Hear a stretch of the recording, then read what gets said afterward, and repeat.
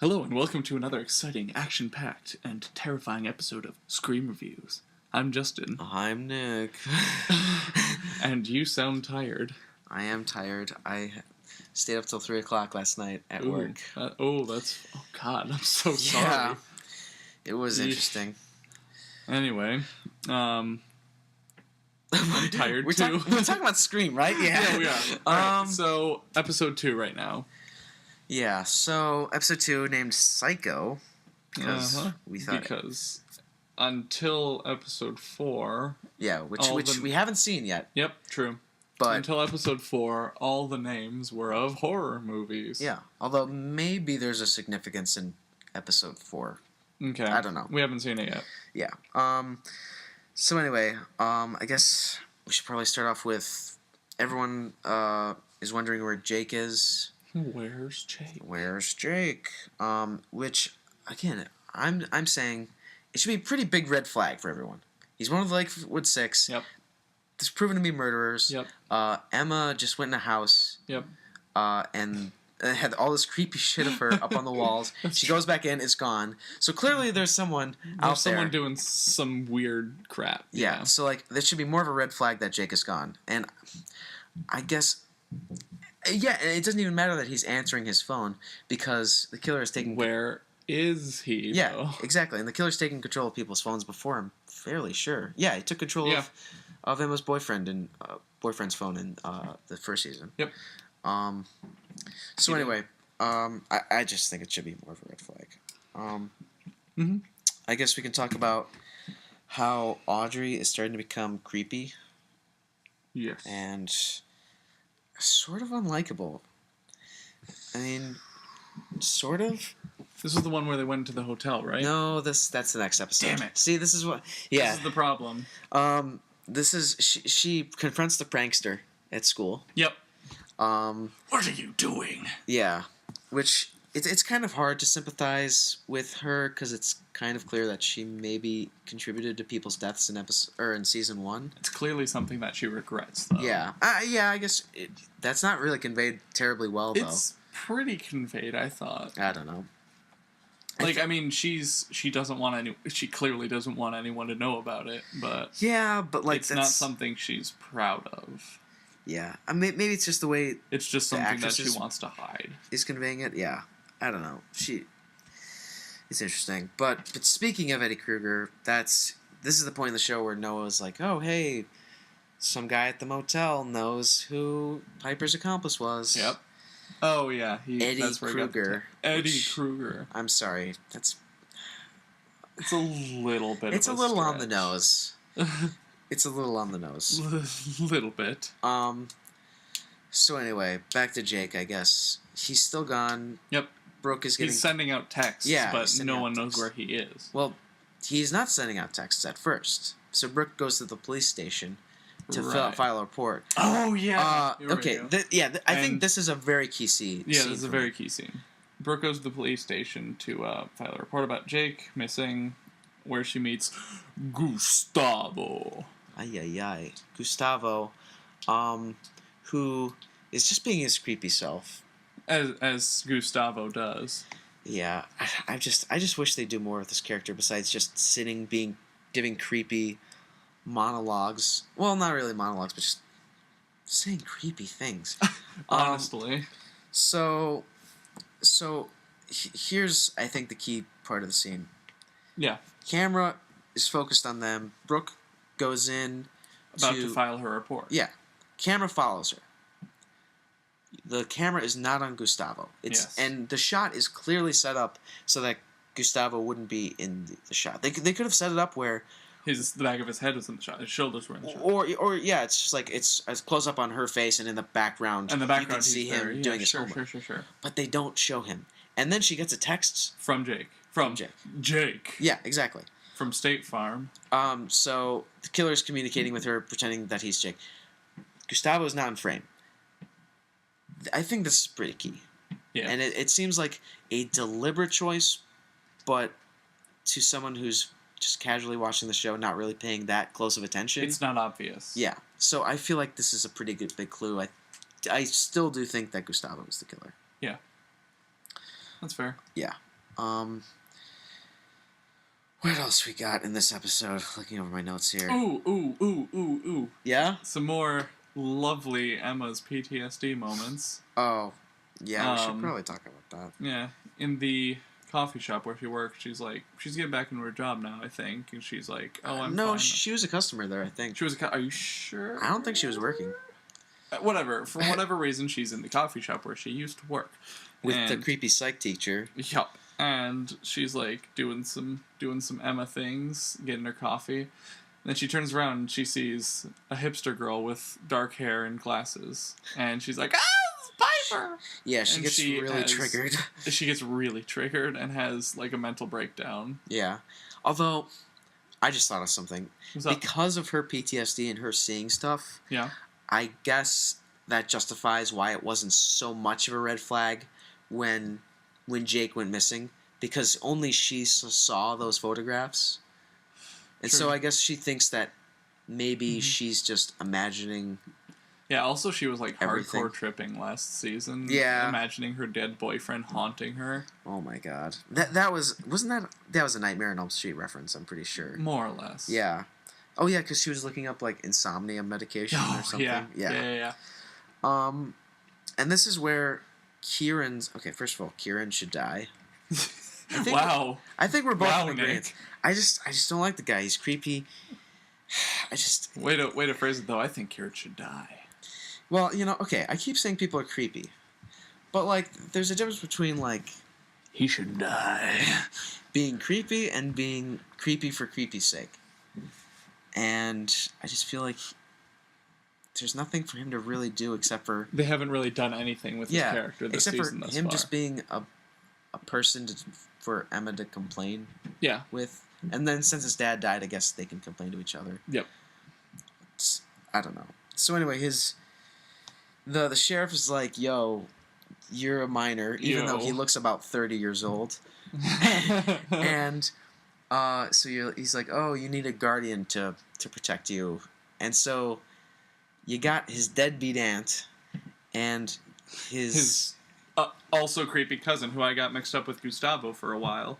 Yeah, I'm not even going to call them by their character's name. I mean, her name's Aunt Tina, which is, I guess, a Nightmare on Elm Street reference to Oh my Tina. god. But I'm just going to call her deadbeat aunt and creepy cousin. Creepy cousin. Honestly, the level of creep that the cousin has, I honestly did get him mixed up with Gustavo for a while. they look nothing alike, but honestly, if anyone had to be the killer at this point, I would say Gustavo. Do they really not look anything alike? They look pretty similar. Oh, he's getting out his phone. Here we go. Okay, I'm looking them up. And this is not... Okay. No. Oh, Nick, they're going to be identical. They're twins. Okay, this is Gustavo. They're creepy twins. Handsome devil. She's a very dark, brooding man. And then we have this creepy cousin. On the list of brooding goes Batman, and then Gustavo. God, Batman, Gustavo, Harry Dresden. That's true. I need to read those books again. So good. This guy. They look nothing alike. They totally look... They got the same haircut, Nick. Oh my god. They have the same haircut. All those pauses there was me looking them up on my phone, by the way. So yeah, the creepy cousin... I don't know what they're doing. He seems like a red herring, but at the same time... Who really knows? Who knows at this point? The show is... I feel like the show... to its detriment, has a thing where I don't believe that they plan all this out in advance. Yeah. I really do think that they are making this up as they write the show and as they shoot the show. Yeah. Shows like Lost ran into this problem. So I don't know how they're going to do season 2. I hope with the new showrunners they have a clearer idea. But so I guess we can go down now to a point where... There's a pageant, I guess, going on. Oh yeah, something point. The mayor is trying to get reelected, even though he's done some shady stuff, and is still a pretty shady guy. Like, I was telling you before this, like, in the world of DC Comics, like, okay, Lex Luthor or like Two-Face being elected to public office, as they have been recently in the comics, like multiple times, I can sort of suspend my disbelief and be like, okay, fine, they it's a comic book universe, whatever. They're villains, but now people see them as good guys. Okay, I can suspend my disbelief. But him running for re-election after disposing of the body of his wife's lover, I feel like is pretty ridiculous. Wait, when was that specified? Yeah, remember in season 1 where they're like, oh yeah, your mom, like, she had a friend over and he overdosed on drugs. Oh, yeah, remember that? God, yeah. First of all, how did he get out? There must have been some crime related to that. I don't know. Disposing of like body, hiding evidence, something like that. And I mean, since it's a small town, I don't think he has that much political pull to get him out of it. Whatever. Suspended disbelief. He's running for re-election. And he wants Brooke to enter this pageant for posterity. Yeah. And I guess Zoe's in it too. So I guess that's something that she can do. But, I don't know. I guess as we get to the end of the episode, Audrey, the final scare, there's something I want to talk about more in depth. But so right now I'm going to talk about the very end of the episode where Audrey finds out about the storage container that Piper apparently had. So she goes to it and she finds Jake's body with the pins in it that say, like, oh, yep. I finished what you started or something. Which was fairly good, and it kind of does deepen that whole kind of Audrey's trying to clean up her mess. And it's interesting, because now it's not Audrey being chased by a killer, it's her covering herself up from this crime that apparently she took part in. So I guess that was an interesting ending. But I know a scene that you really want to talk about as well is the vehicle scene. Yes. So, yeah, there's a car following around Emma the entire episode. Mm-hmm. And at the very end of the episode, it's like hardcore following her. Like, there's no mistaking it. It's tracking her down. She understands that too. And this whole time, Nick and I are like, run her over, get out and stab her or something. Like, this would be a great thing. And the episode was called Psycho, so it would have been a great Janet Leigh bait and switch sort of deal. So because I was thinking, since the episode's called Psycho, and Psycho is known for killing off what they were touting as the protagonist of the movie up until 30 minutes into the movie. Yep. Like, if they killed off Emma, that would have subverted or not subverted, I guess it would have gone with what Psycho did, but it would have been a really nice twist. It really would have. It would have been good. I think it also would have shown that the show had some balls in making decisions with characters. Yes. Because I do like shows that it's kind of, a character could be killed off at any moment. But at the same time, when a character's killed off when that becomes too much of a focus, then it becomes it becomes jaded. You don't feel for the characters anymore. Yeah, that's sort of become a problem with, like, Game of Thrones. I've heard there's too many. Yeah, but like a show like The Wire, where they had people contracted but not contracted, so that you were like, oh, this person's going to survive throughout season 2 because they're contracted. Like, no, I mean, it's the difference between knowing that a character is going to die at any minute, or a character could die. Yeah, and should it be a good move that character dies as well? Yeah. So, yeah, I think it was kind of a lost opportunity. Yeah, honestly, yeah. Pretty uneventful episode. Besides more or less the deadbeat aunt and the cousin coming to the show, and doing their deadbeat things, setting up this stupid pageant thing. Mm-hmm. I guess it's sort of setting up more of Audrey's storyline, but yeah, I don't know. It was a fine episode. We'll get there. In terms of killer, I still think it's Gustavo because of that phone scene. Yep.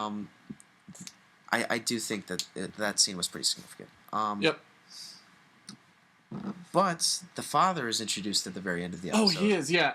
We totally forgot to mention that. The person inside the car was not, in fact, the killer. It was the father. By the way, I'd like to talk about my theory on the dad now. Give me your theory on the dad now. So, it was never, like, I mean, it was never explicitly shown that Brendan James was the person who killed all those people back when the mom and the dad were teenagers. Yeah. It was, like, we never actually saw Brendan James kill the people. That's true. Especially in that flashback scene that never showed his face. Yeah, there was a flashback scene where we specifically saw one of those old deaths. Yeah. And it never showed the killer's face. Could have been the dad. Angry when he found out that his girlfriend was sleeping with what he would think was a monster. Yeah, I guess so. I don't know. I don't think there's a ton of motive there, but I'm just saying it's a possibility. Also, I don't know if the show is set up to a point where he can be the killer, or whether they're going to go for that. Right. Or whether they'll just be like, no, Brendan James is the killer. Season 3! Oh, Jesus.